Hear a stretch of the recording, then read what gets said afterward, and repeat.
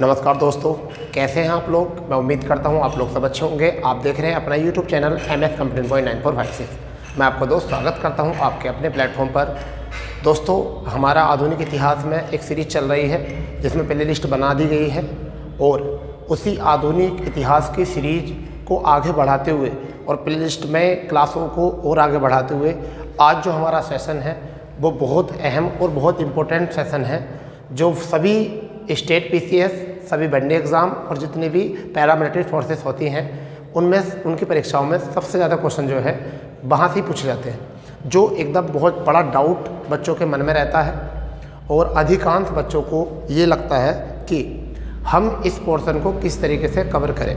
तो हमारा सेशन चल रहा था, हमारा टॉपिक था सामाजिक धार्मिक सुधार आंदोलन। सामाजिक धार्मिक सुधार आंदोलन हमारा एक टॉपिक चल रहा था, जिसमें हमने अभी तक 2 क्लासें ले ली हैं, यानी कि 2 लेक्चर हमारे हो चुके हैं। जिसमें हमने पहली लेक्चर में ब्रह्म समाज के बारे में, राजा राम मोहन राय के बारे में, उनकी अहम भूमिका क्या रही थी, राजा राम मोहन राय ने ब्रह्म समाज के माध्यम से किस तरीके से देश में अपने संस्कृति या अपने समाज को किस तरीके से परिवर्तित किया, ठीक। और उसके बाद में आर्य समाज और रामकृष्ण मिशन की हम बात जो कर चुके हैं, हम इनके बारे में तो बात की है, हमने क्लास नंबर 2 में की है, जो आपके प्ले लिस्ट में मिल जाएंगी। और मैं आपको डिस्क्रिप्शन में भी दोनों ही क्लासों का लिंक डाल दूँगा। तो मैं आपसे ये कहना चाहता हूँ कि जिस भी कैंडिडेट ने अगर वो तो 2 क्लासें नहीं देखी हैं तो पहले उन 2 क्लासों को देखें। उन 2 क्लासों से पहले थोड़ा नॉलेज इकट्ठी करें, उसके बाद में इस तीसरी क्लास को देखेंगे तो और भी अच्छे से समझ में आएगा। फिलहाल में अगर नहीं भी देखोगे तब भी समझ में तो आना है, क्योंकि मैंने जो आपको फॉर्मेट किया है, क्योंकि जब हम इसे क्लास किताब से पढ़ते हैं तो इसमें बहुत कुछ ऐसे क्वेश्चंस होते हैं जिनको हमें पढ़ना होता है, और कई बार ऐसा होता है कि हम उनको सही लेवल से नहीं पढ़ पाते। हमको ये पता नहीं होता कि हमें वहाँ से कौन से क्वेश्चन पूछे जाने हैं, ठीक है। ये पता नहीं चल पाता कि हमें कौन से क्वेश्चन वहाँ से पूछे जाने हैं। अधिकांश बच्चे ये गड़बड़ कर देते हैं। अधिकांश बच्चे जब पढ़ते हैं तो उनको जब देखते हैं कि धार्मिक सुधार आंदोलन इतना बड़ा है, इतना बड़ा टॉपिक है, ठीक है, तो उनमें से जो काम के क्वेश्चंस होते हैं हम उनको भी नहीं बना पाते, हम उनको भी नहीं कर पाते। उसका रीज़न ये हुआ कि हम उसकी थ्योरी से, जो उसका बैकग्राउंड होता है, जो उसका आधार होता है, उससे हम थोड़ा सा ही नर्वस हो जाते हैं। और आपको नर्वस होना नहीं है। मैं आपके लिए आधुनिक इतिहास को बिल्कुल ईजी वे में और बिल्कुल अच्छे तरीके से कहानी टाइप, स्टोरी टाइप और उनसे ऑब्जेक्टिव बनाएंगे, और अच्छे से हम बनाएंगे, और फिर कभी ना भूलने वाले ऑब्जेक्टिव पर हम बात कर रहे हैं। और अभी तक जितनी भी क्लास हैं, आप लोगों का मुझे बहुत सारा प्यार मिला है। अपने परिवार को, इस जो YouTube चैनल है आपका एक अपना परिवार है, इसे अपना बिल्कुल अपना परिवार माने, ठीक है। और आपने जो इसको प्यार दिया है वो बहुत ही ज़्यादा प्यार है, और इसी तरीके से प्यार जो है अपना बनाए रखें, और ज़्यादा से ज़्यादा अपने दोस्तों को जो है इसके बारे में बताएं और अपने परिवार से जुड़ने के लिए कहें। क्योंकि जब हम एक परिवार को जब बड़ा करेंगे, जोड़ेंगे, तो इसका जो है विस्तार होगा, और हम भी जो है आपको अच्छा कंटेंट देने की कोशिश करेंगे। क्योंकि हम आपको देखना चाहते हैं अधिकारी बनना, उसके लिए हमें कितनी मेहनत करनी पड़ जाए, कितनी परेशानी उठानी पड़ जाए, हम बिल्कुल तैयार हैं। हम किसी दिन भी कोई छुट्टी नहीं करते, किसी भी दिन हमारी कोई क्लास मिस नहीं होती। डेली हम कंटेंट उपलब्ध कराते हैं। हमारे लिए ना कोई संडे है, ना कोई त्यौहार है। अगर कोई त्यौहार भी होता है तो हम उसको पूरा करने के बावजूद हम आपको क्लासें लेते हैं, क्योंकि पढ़ाई एक ऐसी चीज़ है जिसकी कड़ी कभी टूटनी नहीं चाहिए, और वो कड़ी हमें तोड़नी नहीं है कभी भी। तो ठीक है, अगर हम बात करते हैं, देखिए हमने जो इसको फॉरवर्ड किया है वो किस तरीके में किया है। ये क्या है, संगठन, संस्थापक और वर्ष, यानी कौन संस्थापक था और कौन वर्ष, और मुख्य बिंदु, ठीक। फिर ये आपने बात करी है। इसके बाद में फिर जो बचे हुए इधर से थे वो इधर लिख दिए हैं, संगठन, संस्थापक, वर्ष और मुख्य बिंदु। इसे हमने 2 पार्ट में कन्वर्ट किया है, यानी कि जो भी मुख्य हमारे सामाजिक धार्मिक सुधार आंदोलन थे, ठीक। इनके बारे में जब हम बात करेंगे, तो हम इनमें से सबसे पहले ये कि हमें इनके बैकग्राउंड का पता होना चाहिए, क्यों ऐसा हुआ, और इसके साथ साथ हमें ऑब्जेक्टिव भी पता होना चाहिए। क्या ऑब्जेक्टिव बनेंगे, क्या इसका था आधार, क्या नहीं था, समझ गए। तो हमारा सबसे चलिए शुरू करते हैं। हमने 2 क्लासें देख ली हैं। सबसे पहले हम देखते हैं ब्रह्म समाज। इन्होंने, इसका मतलब क्या है ब्रह्म समाज का, सबसे पहले देखिए नाम से मतलब समझिए। ब्रह्म समाज यानी कि ब्रह्मा का समाज। कैसा समाज, ब्रह्मा का समाज। अब ये किसने कहा, ये कहा राजा राम मोहन राय ने, कि किसका समाज? ब्रह्मा का समाज, ब्रह्म समाज। इसकी स्थापना जो की गई तो संस्थापक कौन हो गए? राजा राम मोहन राय हो गए और 1828 को इसके स्थापना की। ठीक है, इसकी स्थापना की राजा राम मोहन राय ने 1828 में। इस बात को थोड़ा सा याद आपको रख लेना। और कहाँ पर की थी, इस बात को जरूर याद रखना। कहाँ पर की थी भाई? कहाँ पर की थी? इसकी की थी कलकत्ता में। कलकत्ता में इसकी स्थापना की थी, क्योंकि देखिए 3 प्रेसिडेंसी थी उस समय पर। 3 प्रेसिडेंसी थी, बड़ी प्रेसिडेंसी थी। एक तो मुंबई प्रेसिडेंसी, एक बंगाल प्रेसिडेंसी और एक मद्रास प्रेसिडेंसी। तो उसमें जो कलकत्ता प्रेसिडेंसी थी वहाँ पर सैन्य शक्ति, और जो मुंबई प्रेसिडेंसी थी वहाँ पर सैन्य शक्ति जो थी उनके दबाव ज़्यादा थे ब्रिटिश सरकार के, यानी ईस्ट इंडिया कंपनी के। और वहाँ से लोगों को 1813 में, आपको मैं पहली वीडियो में बता चुका हूँ, 1813 में ईसाई मिशनरियों को भारत में आगमन हो गया था। और वो उसी के आधार पे जो है, ईसाई मिशनरियों के आधार पे ही भारत का औद्योगिकरण कर रहे थे। औद्योगिकरण का मतलब समझते हो? एक तरीके से ब्रिटिश सामान को खरीदने के लिए एक खरीदार वो तैयार कर रहे थे। ठीक है, वो ब्रिटिश सामानों खरीदने के लिए खरीदार तैयार कर रहे थे कि जो उनका कच्चा माल भारत से लेकर जाए, ब्रिटेन में बनकर आए और वही माल प्रोवाइड कराया जाए भारत में, और किसके रूप में? प्रोडक्ट के रूप में। ठीक है, ये वो इस तरीके का काम कर रहे हैं। सब गेम प्लान था, सब गेम प्लान था।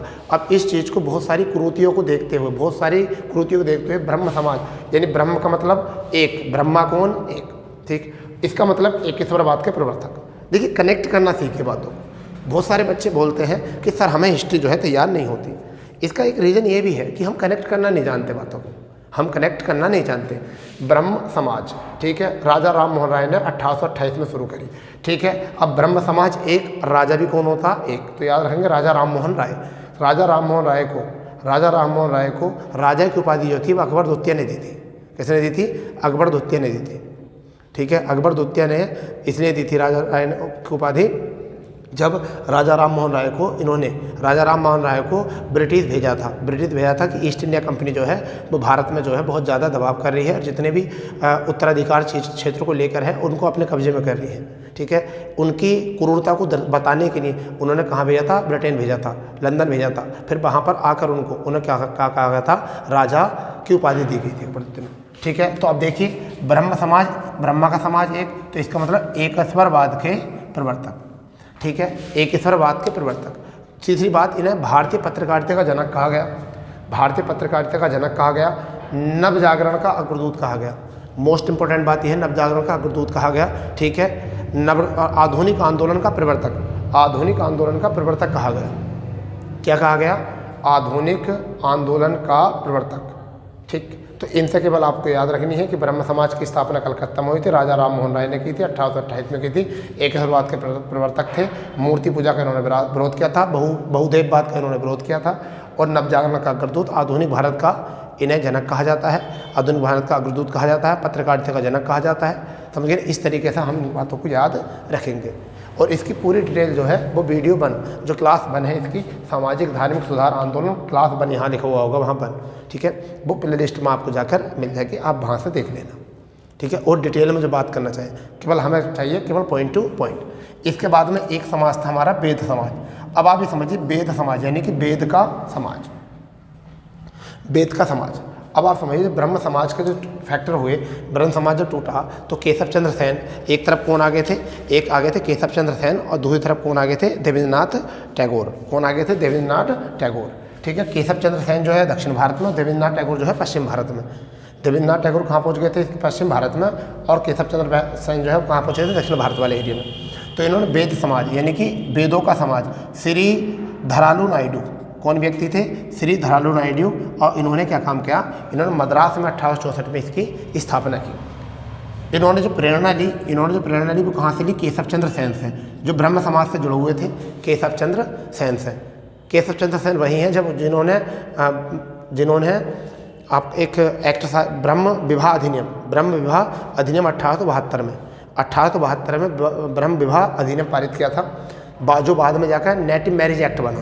क्या बना? नेटिव मैरिज एक्ट बाद में बना। ठीक है, परंतु वो बिगड़ी बात कहाँ से? ब्रह्म समाज में। कब बिगड़ी बात? जब इन्होंने अपनी पुत्री 14 साल की उसकी एज थी, मगर अपनी पुत्री 12 वर्ष की पुत्री का विवाह कर दिया उन्होंने, जब से बात बिगड़ गई। तो इसे क्या कहा गया? वेद समाज को कहा गया दक्षिण भारत का आर्य समाज। दक्षिण भारत का क्या कहा गया इसको? आर्य समाज कहा गया।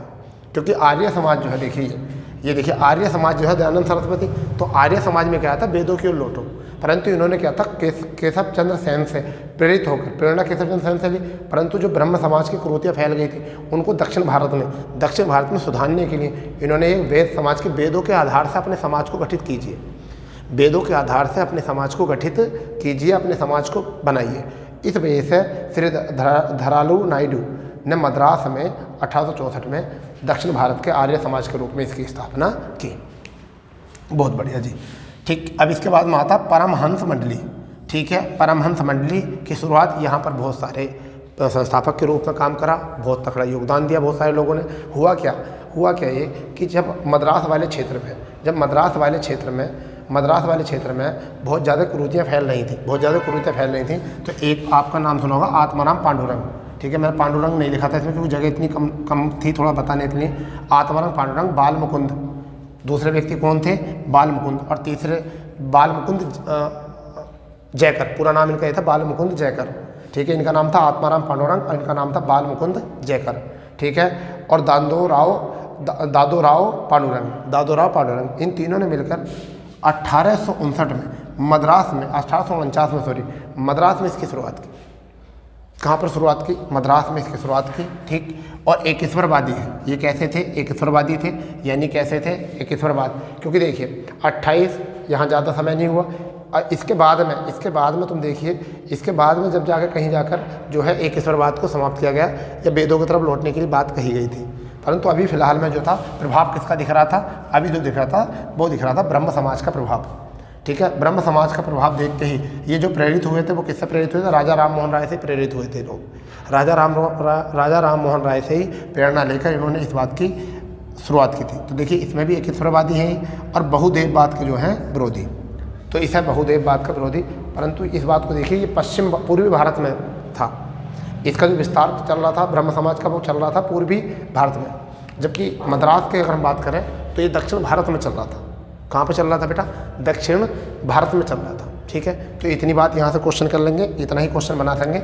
अब जो है वो वेरी वेरी इंपॉर्टेंट जो है, जो बहुत ज़्यादा मोस्ट है, वो आपका प्रार्थना समाज। इनका क्वेश्चन पूछा जाता सीधे, प्रार्थना समाज की स्थापना किसने की थी, प्रार्थना समाज की स्थापना किसने की थी, तो आत्मारंग पांडुरंग ने। देखिए यहाँ पर ही है ना, आत्मारंग पांडुरंग ने कब की थी, 1867 में बम्बई में की थी, 1867 में बम्बई में की थी।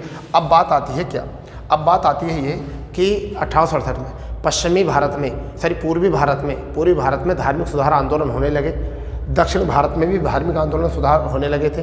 तो पश्चिमी भारत, जो हमारी पश्चिमी प्रेसिडेंसी थी, मुंबई प्रेसिडेंसी, ठीक है, कहीं ना कहीं उस चीज़ को देखकर जो है वह लोगों के लिए जागरूक कम थे। क्यों थे, क्योंकि जितना भी हमारा आना जाना हो रहा था, अंग्रेज़ों का जितना भी आना जाना हो रहा था वो पश्चिमी ही भाग पर हो रहा था। ठीक है, पश्चिमी भाग पर हो रहा था, क्योंकि पश्चिमी भारत में दो तरीके से लोग पीड़ित थे। पहली बात ये कि हम मुग़ल लोगों से पीड़ित थे, लोग जो मुग़ल एम्पायर थी उस लोगों से, मतलब इस्लाम धर्म से थोड़े से पीड़ित थे। इस्लाम धर्म से यहाँ से लोग धर्म की तरफ, हिंदू धर्म को छोड़कर इस्लाम धर्म की तरफ कन्वर्ट हो रहे थे। ठीक है, और कुछ ब्रिटिश ईसाईकरण हो रहा था, तो दो तरीके से पश्चिम भारत जो था वो पीड़ित था, समझे नहीं। तो उस वजह से सबसे ज़्यादा दिक्कत धर्म को लेकर जो आ रही थी वो पश्चिमी भारत में ही लेकर आ रही थी। तो उसी को चीज़ करने के लिए प्रार्थना समाज की स्थापना की किसने की, आत्मारंग पांडुरंग ने। कहाँ पर की, 1867 में बम्बई में। इसके प्रेरणार्थक कौन है, वही केशव चंद्र सेन प्रेरणार्थक है। इसके बाद में 2 साल बाद, इसकी स्थापना के 2 साल बाद 1869 में गोविंद रनाडे जी इसमें आके जुड़े। कौन जुड़े, गोविंद रनाडे जी जो है वो इससे आके जुड़े। तो क्वेश्चन यहाँ से बनेगा कि प्रार्थना समाज की स्थापना, क्वेश्चन बनेगा प्रार्थना समाज की स्थापना किसने की, तो आपको बता देना है आत्माराम पांडुरंग ने की, 1867 मुंबई में की। और प्रेरणार्थक किससे, प्रेरणार्थक कौन थे, केशव चंद्र सेन और गोविंद रनाडे इसमें कब जा आकर मिले, तो वो मिले 1869 में। 1869 में गोविंद रनाडे आकर इसमें मिले। और इसका जो मुख्य कारण था वो था हिंदू धर्म में सुधार लाना। इसमें क्या था, हिंदू धर्म में सुधार लाना। ठीक है, क्योंकि पश्चिमी भारत में हिंदू धर्म को लेकर सुधार जो था वो बहुत धीमी तरीके से चल रहा था, बहुत कम उससे चल रहा था, लोग जागरूक कम थे। इस वजह से इन लोगों ने, 2 लोगों ने यहाँ पर जो है योगदान दिया, एक आत्माराम पांडुरंग ने और एक गोविंद रनाडे ने। ठीक, इसके बाद में आर्य समाज, इसको देखेंगे, ये भी मोस्ट है। ये भी आपके लिए बहुत मोस्ट है, आर्य समाज जो है। इसकी बात जो है हम वीडियो 2 में कर चुके हैं। कौन सी में कर चुके हैं? वीडियो 2, ठीक है, जो हमने कल ही अपलोड की है, तो इसमें था दयानंद सरस्वती, ठीक है, 1875 में। कहाँ पर? मुंबई में। इन्होंने शुरुआत की जो ब्रह्म समाज से ही वेदों से दूर लोग चले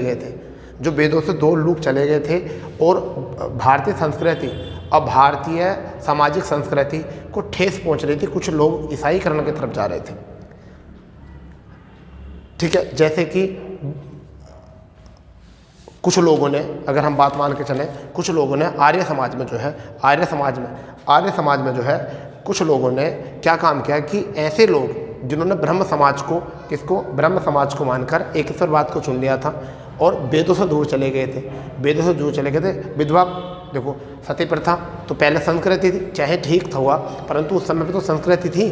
तो दयानंद सरस्वती ने अपनी संस्कृति के तरफ वापस आने के लिए इन्होंने रिक्वेस्ट की। और तुमने नाम सुना होगा, इनका मूल नाम था, वास्तविक नाम था मूलशंकर नाम था। क्या नाम था? मूलशंकर। और भारत के मार्टिन लूथर किंग के नाम से ये जाने जाते थे। भारत के मार्टिन लूथर किंग के लिए जाने जाते थे। लगातार क्लासेस चल रही हैं, ऑफलाइन ऑनलाइन, जिसकी वजह से गले में थोड़ी प्रॉब्लम है, तो आप लोग थोड़ा सा एडजस्ट कर लो, ठीक है। आपको दिख रहा होगा क्योंकि हम बहुत ज़्यादा मेहनत के साथ में लग रहे हैं आपके साथ। आपको डेली कंटेंट उपलब्ध करा रहे हैं, डेली क्लासेस आपकी आ रही हैं, वो भी बिल्कुल फ्री में, ठीक है। तो देखिए, आर्य समाज दयानंद सरस्वती 1875 मुंबई में, और भारत के मार्टिन लूथर किंग के नाम से इनको जाना गया। चलिए, तो अब ज़रा थोड़ा हम इसको रिवाइज कर लेते हैं। ब्रह्म समाज की स्थापना किसने की? राजा राम मोहन राय ने 1828 में। एकेश्वरवाद के प्रवर्तक थे, नवजागरण का अग्रदूत कहा जाता था, ठीक है। वेद समाज की स्थापना किसने की? श्रीधरालू नायडू ने 1864 में। मद्रास में प्रेरणार्थक कौन थे? केशव चंद्र सेन। दक्षिण भारत का आर्य समाज कहा जाता था, ठीक। परमहंस मंडली आत्माराम पांडुरंग, बालमुकुंद जयकर, दादोराव पांडुरंग 1849 में मद्रास में। एकेश्वरवादी ये भी थे और बहुदेववाद का विरोधी ये भी थे, ठीक। प्रार्थना समाज मोस्ट है, आत्माराम पांडुरंग ने इसकी स्थापना की थी और 1867 में बम्बई में की थी। प्रेरणा किससे ली थी? केशव चंद्र सेन से ली थी। 1869 में गोविंद रनाड जिसमें ऐड हुए 2 साल बाद, और हिंदू धर्म में सुधार इन्होंने लाया। आर्य समाज की हम बात वीडियो 2 में कर चुके हैं, उससे देख लीजिए अगर डिटेल में जाना है तो।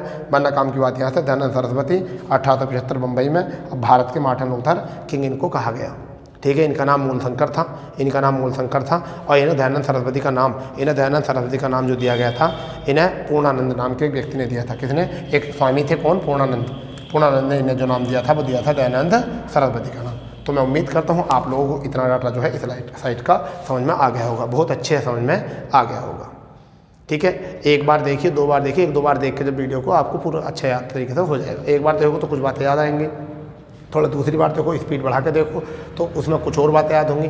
1-2 बार जैसे देखोगे तो बातें जो है आपको कनेक्ट हो जाएंगी और आपकी तैयारी और भी अच्छे ढंग से हो जाएगी। हम भी अपना अनुभव शेयर कर रहे हैं आपके साथ, ठीक है। आप भी अपना थोड़ा मेहनत कीजिए, क्योंकि कभी मेरे लगाने से नौकरी नहीं लगेगी आपकी। नौकरी तो आपको ही लेनी है, परंतु उसके लिए मेहनत जो है हम दोनों को करनी पड़ेगी। हम भी मेहनत करेंगे, आप भी मेहनत करो। जितनी हम मेहनत कर रहे हैं आप उसका 1/4 1/3 करो, बहुत उससे सिलेक्शन हो जाए। क्यों? हम इस चीज़ को निकालने के लिए बहुत मेहनत करते हैं। आप लोग इस चीज़ को कलेक्ट करो अपने पास और फिर उसको बार बार रिवाइज करो। यदि आपको ऐसा लगता है कि वीडियो देखना उचित नहीं है तो वीडियो सुना करो, क्लासों को देखा करो, ज़्यादा से ज़्यादा स्पीड बढ़ा के देख लिया करो थोड़ा सा, ठीक है। चलिए आगे देखते हैं। इधर अब हमारी बात आती है, इस साइट में देख लेते हैं क्या है। अब देखिए, इधर संगठन है रामकृष्ण मिशन। अब रामकृष्ण मिशन जो था वो रामकृष्ण परमहंस कौन थे? रामकृष्ण परमहंस थे किसके? स्वामी विवेकानंद के गुरुजी, ठीक है। स्वामी विवेकानंद के गुरुजी, उन्होंने अपने गुरुजी के नाम पर ही कहाँ से? शिकागो से वापस आकर कलकत्ता में इसकी स्थापना की। जब ये शिकागो गए थे धर्म सम्मेलन में, विश्व धर्म सम्मेलन में, तो वहाँ से आकर इन्होंने लौटकर ये कलकत्ता में इसकी स्थापना की थी। और इन्हें भारत के आध्यात्मिक गुरु सुभाष चंद्र बोस ने कहा था। भारत के आध्यात्मिक गुरु किसने कहा था? सुभाष चंद्र बोस ने। इन्हें भारत के आध्यात्मिक गुरु कहकर किसने पुकारा था? सुभाष चंद्र बोस ने, ठीक है। जबकि रविन्द्रनाथ टैगोर ने इन्हें कहा था यदि भारत को जानना है तो स्वामी विवेकानंद को पढ़िए, स्वामी विवेकानंद जी को जानिए, ठीक है। इन्होंने निर्धन व्यक्तियों को और निर्धन व्यक्तियों को और बेसहारा लोगों को, इस वर्ग की गरीब लोगों को इस वर्ग की संज्ञा दी थी कि अगर इस वर्ग से आप जुड़ना चाहते हैं, इस वर्ग से अगर कनेक्ट करना चाहते हैं तो सबसे बड़ी बात है आप निर्धन, गरीब और बेरोजगारों को मदद करिए, जो बेसहारा लोग हैं उनकी मदद कीजिए और आप इस वर्ग की प्राप्ति कर लोगे। क्योंकि आध्यात्म का सबसे बड़ा लक्ष्य होता है ईश्वर की प्राप्ति, और ईश्वर की प्राप्ति किस तरीके कर्म करो अच्छे, उससे क्या मिलेगी, ईश्वर की प्राप्ति। इन्होंने ये वाले उपदेश दिए थे। ठीक है जी, तो ये बात आ गई हमारी यहाँ से। अब बात करते हैं थियोपिकल सोसाइटी। ये बहुत मोस्ट है, ये बहुत ज़्यादा मोस्ट है, थियोपिकल सोसाइटी। ठीक है, इसकी जो स्थापना की थी इसकी कर्नल आलकाट ने की थी और मैडम HP ब्लाथबस्की। ठीक है, ये दोनों नाम याद रखने हैं, बहुत इंपॉर्टेंट है। कर्नल आलकाट और HP ब्लाथबस्की। किसने? HP ब्लाथबस्की, मैडम HP ब्लाथबस्की ने कहाँ पर की थी? 1875 में न्यूयॉर्क में की थी। बेटा थोड़ा सा अगर आपको कम दिख रहा हो तो अपना जो है ना ब्राइट थोड़ा क्वालिटी बढ़ा लेना वीडियो की, क्योंकि ऐसा होगा ना, क्योंकि मैं वैसे तो ठीक ही दिख रहा है जिस क्वालिटी से हम बना रहे हैं। अगर आपको ऐसा लगता है कि आपको थोड़ा कम दिख रहा हो तो साउंड से भी रिएक्ट कर सकते हो, साउंड पे भी जा सकते हो, वरना तो सीधा है कि आप अपने वीडियो की थोड़ी क्वालिटी बढ़ा लेना और आपको ये चीज़ें दिख जाएंगी आराम से। अगर आपको ऐसा लगता है कि कम दिख रहा है, वैसे बढ़िया शूट किया गया है, ठीक है, तो थोड़ा क्वालिटी बढ़ा लेना। तो कर्नल आलकाट और HP ब्लाथबस्की ने कहाँ पर की थी? न्यूयॉर्क में की थी। अब ये भारत में जो आया था एक संगठन, ये इसका मतलब ये कहाँ था? ये भारत से बाहर एक संगठन था। कैसा संगठन था? ये भारत के बाहर का संगठन था, जिसमें भारत के बाहर इन्होंने किया, परंतु इन्होंने भारत में अपनी पहली शाखा जो खोली, भारत में इन्होंने अपनी पहली शाखा जो खोली 1882 में खोली। कहाँ पर? अडियार में। अडियार यानी कहाँ पर? मद्रास में। मद्रास प्रेसिडेंसी आप जानते हो, तो कहाँ पर खोली? अडियार में इन्होंने जो है अपनी पहली शाखा खोली। और इसके बाद में फिर इसकी एनी बेसेंट बनी, जो कि देखिए एनी बेसेंट को आप जानते हो 1917 में एनी बेसेंट वही हैं जो भारत में आई और 1917 में कांग्रेस की प्रथम अध्यक्ष बनी। ठीक है, 3 महिलाएं जो हैं कांग्रेस की अध्यक्ष रही थी। 1917 में एनी बेसेंट, 1925 में आपकी सरोजिनी नायडू और 1933 में नीलली सेन गुप्ता। ये 3 महिलाएं थी, आपको याद होना चाहिए। 17, 25 और 33, सब में 8-8 का अंतर है। एनी बेसेंट पहली महिला, जबकि पहली भारतीय महिला सरोजिनी नायडू, और फिर उसके बाद में अगर हम बात करें तो दूसरी भारतीय महिला जो थी वो नीलली सेन गुप्ता थी। ठीक है, 25, 17, 25, 18 डेट याद रखना, अधिकांश बच्चों को इस बारे में पता नहीं होता। ठीक है, तो ये वही है एनी बेसेंट। फिर बाद में इन्होंने ही क्या करा? BHU की स्थापना में योगदान दिया, BHU की स्थापना में योगदान दिया। चलिए अब बात आती है बहुत ही प्यारी बात, बहुत ही ज़्यादा पूछी जाने वाली बात, the servant of India society.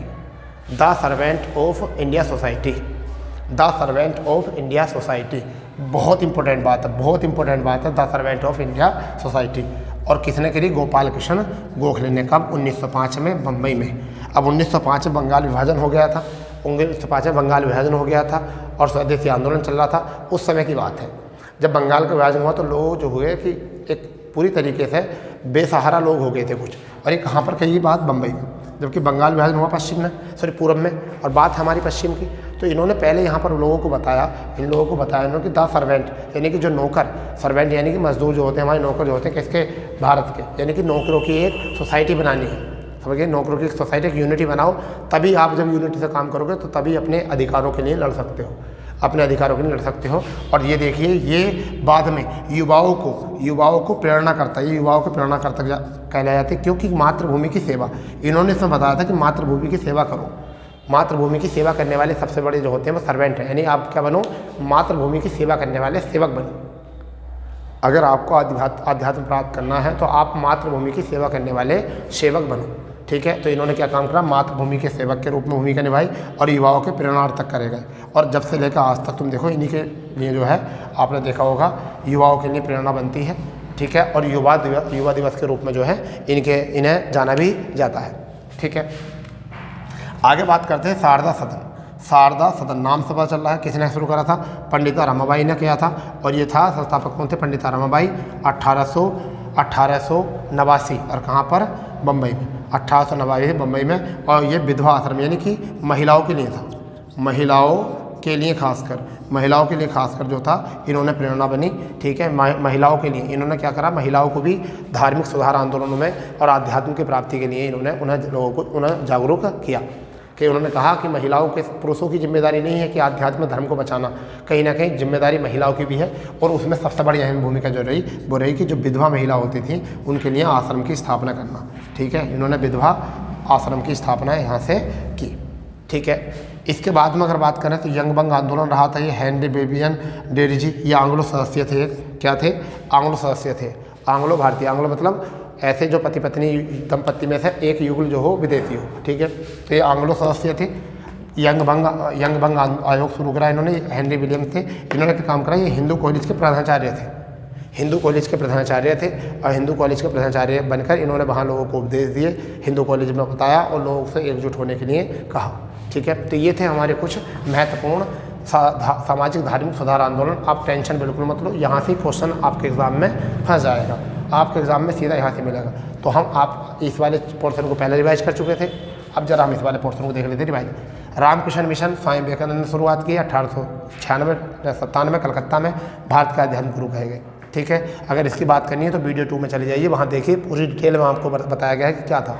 थियोपिकल society की स्थापना जो की वो कर्नल आलकाट और HP ब्लासबस्की ने की 1885 न्यूयॉर्क में, जबकि भारत में इसकी पहली शाखा जो खुली 1882 में खुली और आयडर मद्रास में खुली और बाद में एनी बेसेंट इससे जुड़ी। और एनी बेसेंट वही हैं जो कांग्रेस की प्रथम अध्यक्ष बनी 1917 में। ठीक, the servant of Indian society की अगर बात करें तो गोपाल कृष्ण गोखले ने 1905 में मुंबई स्वराज की मातृभूमि की सेवा करने के लिए उन्होंने कहा था और युवाओं के प्रेरणार्थक के रूप में इन्होंने भूमिका निभाई। शारदा सदन की अगर हम बात करें तो पंडिता रमाबाई 1889 में मुंबई में की थी और महिलाओं के लिए, महिलाओं को धर्म व सामाजिक सुधार के लिए इन्होंने क्या करा? जागरूक किया। ठीक है, और विधवा आश्रम की स्थापना की। यंग बंग आयोग किसने किया? हेनरी बेबियन। ये कौन थे? ये एक आंग्लो सदस्य थे जिन्होंने हिंदू कॉलेज के कौन क्या थे? प्रधानाचार्य थे। और कॉलेज में प्रधानाचार्य बनकर इन्होंने युवाओं को जो है एकजुट किया और उन्हें बताया कि आध्यात्मिक कार्य में क्या था। इस तरीके से जो है ये हमने कुछ आंदोलन देखे। ठीक है, अब हम देखते हैं कि आंदोलन के चलते जो है कुछ व्यक्तियों ने जो है कुछ नारे दिए हैं जो आपकी परीक्षाओं में सबसे ज़्यादा क्वेश्चन पूछे जाते हैं। तो शायद आप या तो मैं आप स्क्रीनशॉट ले लीजिए, मैं हट गया हूँ, या फिर आपने पहले ही लिख लिया होगा इसके बारे में। ठीक है, इसके बारे में आपने ये लिख लिया होगा। चलिए मैं इसको रफ करता हूँ। कुछ नारों की बात करते हैं कि कुछ ऐसे वचन थे, कुछ कथन थे, कुछ नारे थे जो बहुत ज़्यादा परीक्षाओं में सीधे सीधे पूछे जाते हैं। ठीक है, वो भी बहुत इंपॉर्टेंट है आपके लिए। आपको अगर देखना है, अच्छा करना है तो उनको भी अच्छे तरीके से देखिए। चलिए देखिए, पहला है एक जाति एक धर्म एक ईश्वर। यानी कि पहले नारे की बात करें तो एक जाति एक धर्म और एक ईश्वर, एक ईश्वर। ये जो नारा दिया वो किसने दिया? ये जो नारा दिया वो किसने दिया? वो दिया नारायण गुरु ने। किसने? नारायण गुरु ने। तो आप इसको याद कर लेना। दूसरा नारा जो आप लोग की बात करें तो है लोकहितवादी और महाराष्ट्र के सुधारक। लोकहितवादी किसे कहा जाता था? और महाराष्ट्र के सुधारक किसे कहा जाता था? तो ये बात आपको याद रखनी है, किसे कहा जाता था? गोपाल हरि देशमुख को। किसे? गोपाल हरि देशमुख को कहा जाता था। ठीक है भाई, अगर तीसरे की अगर हम बात करें हाँ, तो पश्चिम भारत के पुनर्जागरण का जनक, यानी कि पश्चिम भारत के पुनर्जागरण के जनक ये किसे माना जाता है? अगर हम बात करें तो MG रानाडे को। किसे माना जाता है? MG रानाडे को जाना जाता है। अगर हम चौथे नारे की हम बात करें, चौथा नारा जो बात करें हम, तो विधवा पुनर्विवाह के समर्थक, विधवा पुनर्विवाह के समर्थक के रूप में जो भूमिका निभाई वो ईश्वर चंद्र विद्यासागर ने। किसने? ईश्वर चंद्र विद्यासागर। तो ये आपको थोड़ा सा याद रख लेना है। फिर अगर बात करें नारी आंदोलन का सूत्रपात, यहाँ पांचवा और देख लेना। नारी आंदोलन का सूत्रपात किसे? पंडिता रमाबाई को आप याद रख लेना। तो यहाँ से आपको पहला का कौन सा याद रखना? एक जाति एक धर्म एक ईश्वर। किसने कहा था? नारायण गुरु ने। सीधा आपकी परीक्षा में आपको मिल सकता है, टकरा सकता है। ठीक है, अगर हम बात करें लोकहितवादी या महाराष्ट्र के सुधारक किसे कहा जाता है, तो गोपाल हरि देशमुख को ये कहा जाता है। ठीक है, किसे कहा जाता है, गोपाल हरि देशमुख को। अगर हम बात करें पश्चिम भारत के पुनर्जागरण के जनक किसे कहा जाता है, तो इन्हें कहा जाता है एमजी रनाडे को। किसे कहा जाता है, एमजी रनाडे को। ठीक है, अगर बात करें चौथे की बात, तो विधवा पुनर्जागरण के समर्थक कौन थे, ईश्वर चंद्र विद्यासागर। और पांचवी बात करें नारी आंदोलन का सूत्रपात किसे कहा गया, तो पंडिता रमाबाई को कहा गया। पंडिता रमाबाई को यहाँ से कहा गया। इतना ठीक है, इतनी बात आप पहले बताइए, इतनी बात आपको समझ में आ गई है। एक बार जो है आप इनको देख लेंगे, एक बार इनको देख लेंगे जो हमारे कथन कहा गए हैं, और फिर शायद मैं उम्मीद करता हूँ आपको कि सभी परीक्षाओं में जो है क्वेश्चन आपको यहाँ से बनाने में आसानी मिलेगी। तो दोस्तों देखिए, यदि आप इस तरीके से पढ़ोगे कलेक्शन अच्छा होगा आपका, और आप बिल्कुल ऐसा मान चलिए बिल्कुल पॉइंट टू पॉइंट पढ़ोगे और अच्छे से कलेक्शन करोगे आप, और उसके पीछे एक कहानी आप सुनोगे तो आपको पॉइंट टू पॉइंट याद आ जाएंगे। अगर वन लाइन में पढ़ोगे तो वो याद नहीं रहेगा। आप पढ़ने में अच्छा लगता है परंतु वो याद नहीं रहता। उसके लिए हमें उसका बैकग्राउंड पता होना चाहिए कि ब्रह्म समाज के बाद में ब्रह्म समाज एक ईश्वरवादी क्यों था, क्योंकि ब्रह्मा का समाज ऐसे कनेक्ट कर लो बातों को। ठीक है, कनेक्ट कर लो बातों को। तो जब तक हमें पूरी कहानी पता नहीं होगी, जब तक हमें उसकी स्टोरी पता नहीं होगी, जब तक हम उस टॉपिक को कभी अच्छे से कवर नहीं कर सकते।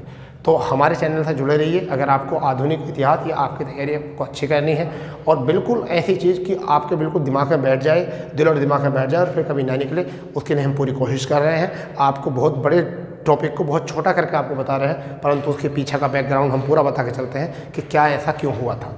हम बताएंगे आगे भी चल कर कि कौन से कारण आए, क्यों ऐसा हुआ, कैसा, कौन कब कहाँ कैसा, सारी कंडीशन हम आपको बताकर यहाँ चलते हैं। ठीक है, आप लोगों का बहुत सारा ढेर सारा प्यार मुझे मिल रहा है, परंतु आप लोगों से एक प्रार्थना है कि आप अपने इस परिवार को और बड़ा करिए, क्योंकि अपने इसे ज़्यादा से ज़्यादा कोशिश करिए कि आप अपने इस चैनल को ज़्यादा से ज़्यादा अपने दोस्तों में शेयर करें। ठीक है, अपने दोस्तों से कहिए कि आप देखिए यहाँ पर डाटा बिल्कुल फ्री में मतलब आपको प्रोवाइड किया जा रहा है। ठीक है, और जो भाई पहली बार देख रहे हैं तो उनसे भी प्रार्थना है कि वो भी अपने चैनल को इसे सब्सक्राइब करें, लाइक करें और बेल आइकन जरूर दबाएं, क्योंकि ऐसा ना हो कि कोई वीडियो आ जाए, छूट जाए, आपकी क्लास कोई मिस ना हो जाए। क्योंकि आपको लगातार क्लासें पढ़ रही हैं, कोई भी दिन मिस नहीं हो रहा, कोई छुट्टी नहीं है हमारे सेशन में। हमारी इस क्लास पे, इस प्लेटफॉर्म पर कोई भी छुट्टी नहीं है आपके लिए। आपको डेली क्लासें प्रोवाइड कराई जाएंगी, कुछ भी हो। ठीक है, आपको डेली क्लासें जो है प्रोवाइड कराई जाएंगी। ठीक है, और वो भी हमारा, हम क्यों ऐसा क्यों कर रहे हैं, क्योंकि एक होता पैसन, मुझे जो है पैसन है पढ़ाने का। पैसन मतलब मेरा शौक़ है पढ़ाने का। ठीक है, मैं चाहता हूँ कि मुझे जब बहुत खुशी मिलती है जब बच्चे मुझसे आके बोलते हैं कि सर हमारा सिलेक्शन हो गया, मुझे बड़ा अच्छा लगता है। समझ गए नहीं, बड़ा अच्छा लगता, क्योंकि अपने हर एक व्यक्ति को चाहिए एक खुशी चाहिए। पता नहीं किसे कहाँ से खुशी मिलती है, मुझे यहाँ से खुशी मिलती है। समझ गए नहीं, आपको जिस चीज़ में खुशी मिलती होगी तुम्हारा कुछ और रीज़न होगा, मेरा कुछ और है। मेरा ये रीज़न है, जब मुझसे कोई बच्चा आया कहता, जिस बच्चे को बिल्कुल कुछ पता ना हो और वो मुझसे आके सर मुझे ये बात समझ में आ गई बिल्कुल, और आज तक वो बात समझ में नहीं आई, तो मेरे अंदर जो मतलब खुशी का माहौल बनता है वो मुझे पता है। मुझे लगता है कि तूने उस कैंडिडेट को बता दिया है जिसको मैं कोई उम्मीद नहीं कर रहा था, बट उसको वो कर दिया कि उससे सब लोग फिर उम्मीद करें। चलिए, बातों का सिलसिला चलता रहेगा। हमारा टॉपिक कंप्लीट हो चुका है। मिलते हैं नए सेशन के साथ कल इसी समय अपने इसी प्लेटफॉर्म पर। जय हिंद, जय भारत।